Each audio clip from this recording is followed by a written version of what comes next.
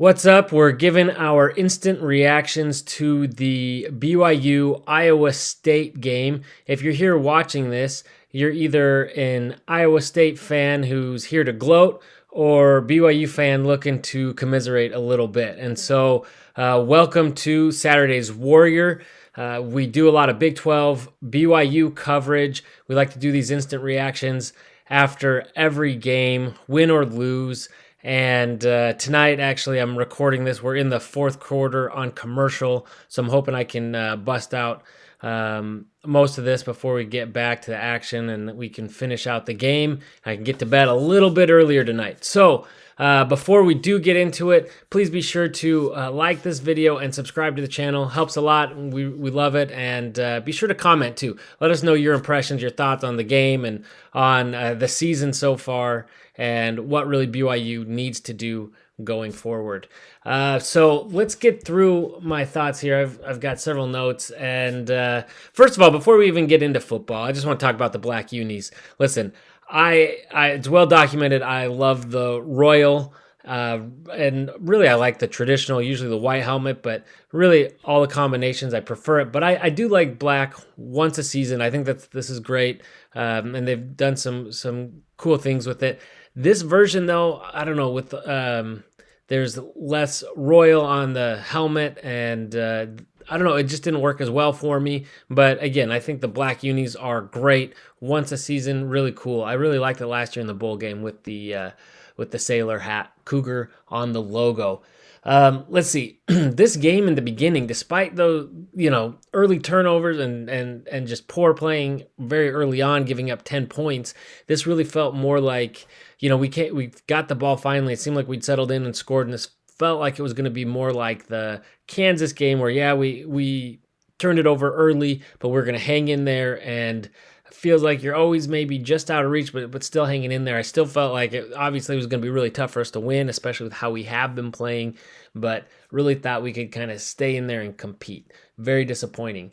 It was really good to see Robbins get going early, to see him get some big runs with some yards, and see him put that skill to the, just show us that those skills that he has at running back. So, sorry, I do have the game here on as well, but it does worry me a little about how this is the play of these transfer of really the whole team, but bringing these guys in, Keaton Slovis and Robbins, and these guys that kind of took a chance at their last gasp, to really prove themselves before going and trying to get to the NFL, and really just how we've played and how that's going to impact our ability to bring in transfer portal, players going forward. But let's see. Our punt coverage did not look as good tonight. That was really bummer. It seems like, that's been something that's been a strong suit of ours.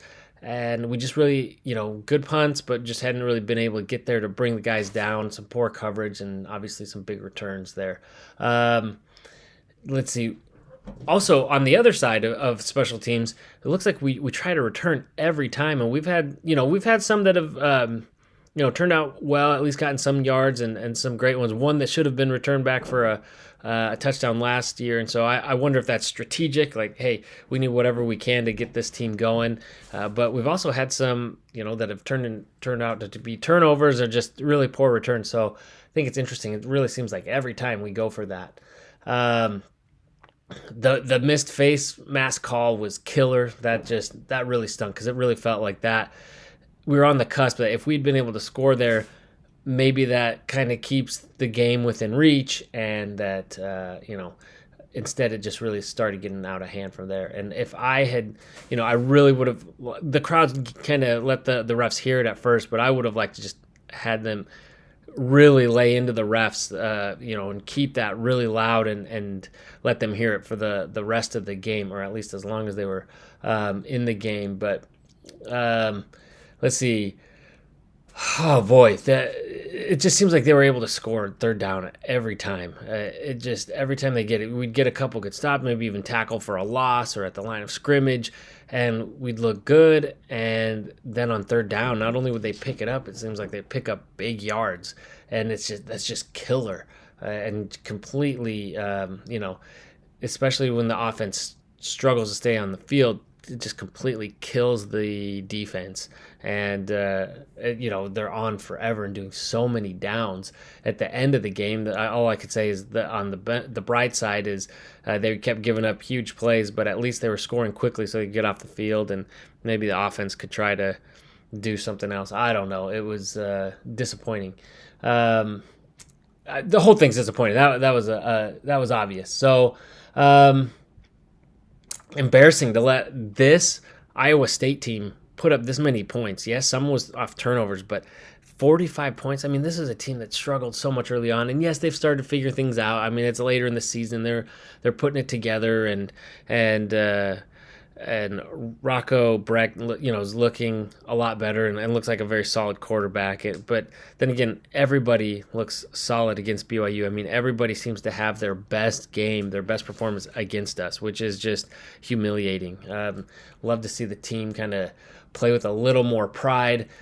Crew Wakely was a guy who was all over the place, kept hearing his name called, plays with a lot of energy. I love it, as long as it doesn't get him in trouble with the celebration. But, I love that. I wish we could have seen a little bit more from some other guys. It seemed like there were balls that were up that could have potentially been picked, or, it didn't even seem like the defense was making a play on those or didn't realize it till later. So it just felt like there just wasn't the same types of, turnovers that BYU was living off of. It didn't really seem like we had a knack for that in this game, which is a bummer, because it really feels like any one of those early on enough really could have helped swing the momentum.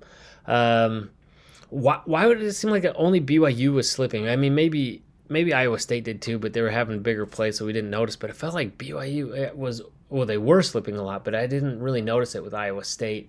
It was weird. I don't know. Is it our cleats? Is it what? If anything, we should be more used to playing on natural turf.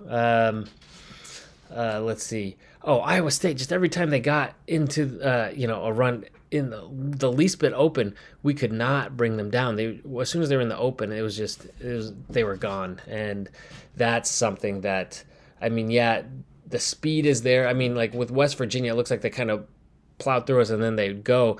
It looked like we had a few guys trying to chase down the other team on several plays and just could not catch up. They were just completely faster than us. So, there was some booing near the end of the game.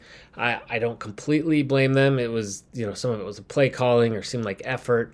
I wouldn't have left early. I would have stayed. I stuck through the West Virginia game and kind of to the bitter end. I'll stay up for the end of this game. But I don't completely blame fans, because it's not just losing, it's how we're losing and what's going on. But I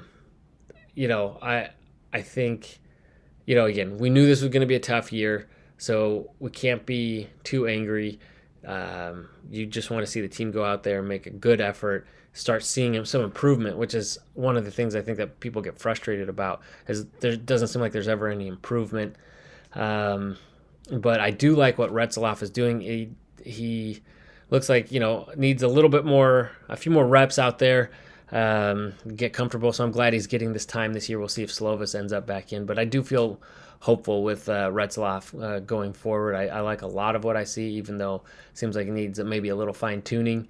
And, that throw to Epps was just absolutely perfect. And definitely we needed that. So that was beautiful. Shows what he can do. Let's see him do that a little bit more consistently.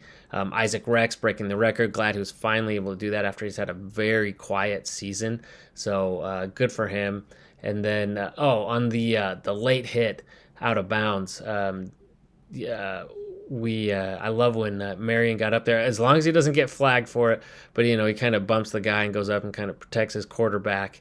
And so I like that a little bit, getting a little chippy, as long as you don't do anything that crosses the line and get a flag, especially to undo the flag, they get it on us. And it was disappointing, had the drive go all the way down and then not be able to punch it in. I guess that's just kind of indicative of, the woes of this team. But in the red zone, we've typically been really good. So would have liked to have seen some points, at least get a little bit of dignity back. So anyway, I don't know. Those were kind of some of my notes throughout the game. We'll see what happens going forward. But obviously the chance of BYU getting bowl eligible at this point seemed very slim, with both Oklahoma and Oklahoma State coming up next as our last two chances. Yes, Oklahoma State just got demolished by UCF, but that was in a game that was just after a very emotional final bedlam that they won, and then they went to go play quote unquote lesser team in UCF, but it was at the bounce house. There were elements, the rain. It was kind of a come back down to earth type game, and UCF is trying to pull things back together and was trending up, and so it was just a perfect storm, and ended up literally and figuratively and just completely demolished the Cowboys today. So you could say there's hope. I mean, they did lose to South Alabama at the beginning of the year, but this team just seems completely different. I don't think they're going to let that happen to them twice.